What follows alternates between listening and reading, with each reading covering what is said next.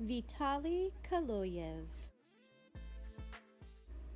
On July 1, 2002, Bashkirian Airlines Flight 2937 took off from Moscow, Russia, with 60 passengers and 9 crew on board.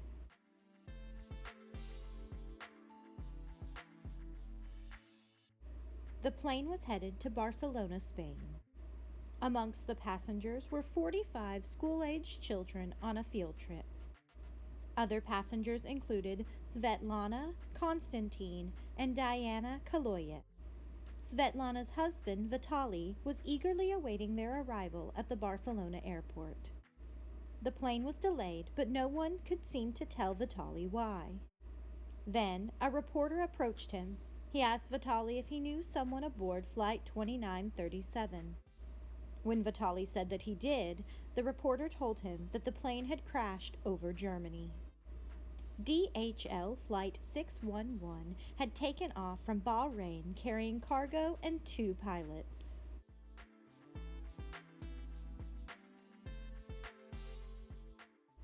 When the planes entered German airspace, the flight control was managed by a private company called SkyGuide.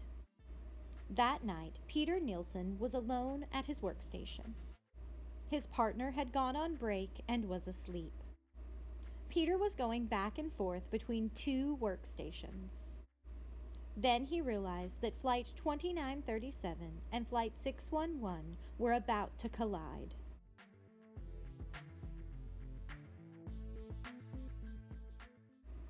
Peter instructed Flight 2937 to descend because there was another plane coming at them. Both planes were equipped with a traffic collision avoidance system called TCAS. TCAS instructed Flight 2937 to ascend. They confirmed with Peter, who repeated his instructions to descend. At the same time, TCAS instructed Flight 611 to descend. The pilots followed instruction, but attempts to reach air traffic control went unanswered. The pilots of Flight 2937 finally saw Flight 611 to their left. 8 seconds later, the planes collided.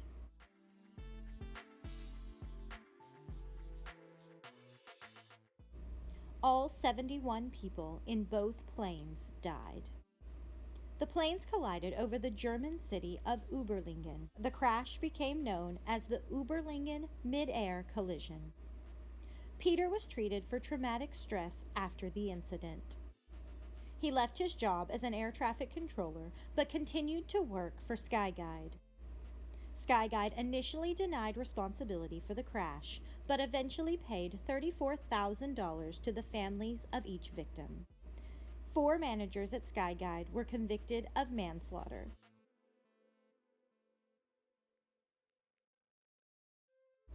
On February 24, 2004, 2 years after the crash, Vitaly tracked down Peter. He felt as though Peter had killed his family. Vitaly stabbed Peter and ran away.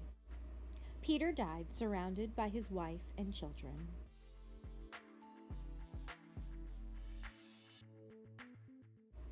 Vitaly was arrested and sentenced to 8 years in prison for murder. He was released in 2007, having served just over 2 years.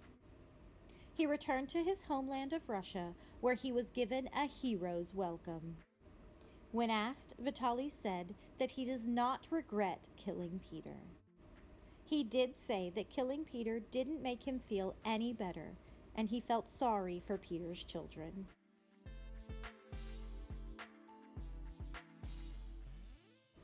Please visit www.ican'tbelieveitsnonfiction.com and don't forget to subscribe.